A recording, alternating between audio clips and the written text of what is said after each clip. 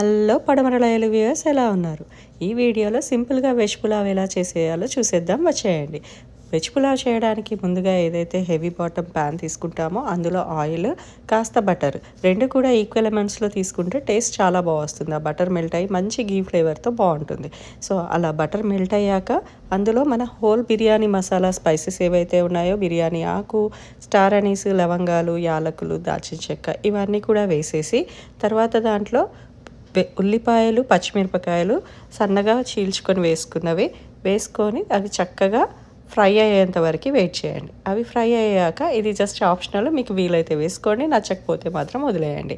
Cashews అనేవి కొన్ని ఒక 2 గుప్పెళ్ళు యాడ్ చేశాను. కరివేపాకు, కొత్తిమీర లాంటివి ఏదైనా ఉన్నా అవి ఇక్కడే యాడ్ చేసుకుంటే బాగుంటుంది. అండ్ వెజ్ పులావ్లోకి మనకు కావాల్సింది వెజిటేబుల్స్. ఇక్కడ మనకి నచ్చిన ఏ వెజిటేబుల్ అయినా కూడా యాడ్ చేసుకోవచ్చు. బట్ నేను సింపుల్గా కాస్కోలో ఫ్రోజన్ సెక్షన్లో దొరికే వెజిటేబుల్స్ని మాత్రమే యాడ్ చేస్తున్నాను ఈరోజు. అందులో carrots, long beans, green peas and corn అనేవి అయితే ఉంటాయి. మనకు కావాలంటే పొటాటోస్, మిగతా ఏవైనా సరే వాడుకోవచ్చు. అవన్నీ వేసాక కాస్త మగ్గాయి అనిపించినాక సాల్ట్ వేసేసి తర్వాత ఐదర్ మిల్ మేకర్స్ లేదంటే పనీర్ ఏదైనా కూడా వేసుకోండి, వేసుకోకపోయినా పర్వాలేదు.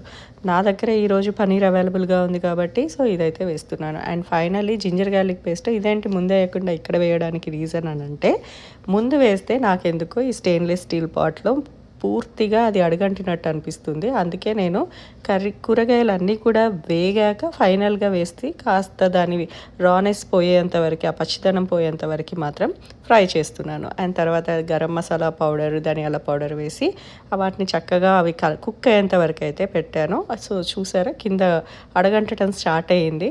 అందుకే ఒక 2-3 డ్రాప్స్ ఆఫ్ వాటర్ అయితే వేసి దాన్ని అయితే కుక్ చేసుకున్నాను ప్రాపర్గా. అండ్ ఫైనల్లీ మనం ఒక 1 అవర్ పాటు సోక్ చేసిన రైస్ ఏదైతే ఉందో, బాస్మతి రైస్, దాన్ని కూడా ఈ మిక్స్డ్ వెజిటేబుల్స్ దాంట్లో వేసేసి అన్నీ ఒకసారి స్టిర్ చేసేసి మీకు ఏవైనా ఉప్పు, కారం, మసాలా ఏది కావాలన్నా ఇక్కడే అడ్జస్ట్ చేసుకొని ఇంకా లిడ్ పెట్టేయడమే. ప్రెషర్ కుక్కర్ అయినా, ఎలక్ట్రిక్ ప్రెషర్ కుక్కర్ అయినా, మామూలు గిన్నెలో అయినా సరే సేమ్ ప్రాసెసే ఇది. సో వన్స్ మా ప్రెషర్ కుక్ అయిపోయింది అన్నాక ఓపెన్ చేసి చూస్తే ఇలా ఒక పర్ఫెక్ట్ మంచి ఫ్లేవర్ఫుల్ వెజ్ పులావ్ అయితే రెడీ అయ్యింది. డెఫినెట్లీ మీరు కూడా ట్రై చేయండి. ఎలా ఉందో నాకు కింద కమెంట్స్లో చెప్పేయండి. వీడియో నచ్చితే లైక్ చేయండి. బాయ్.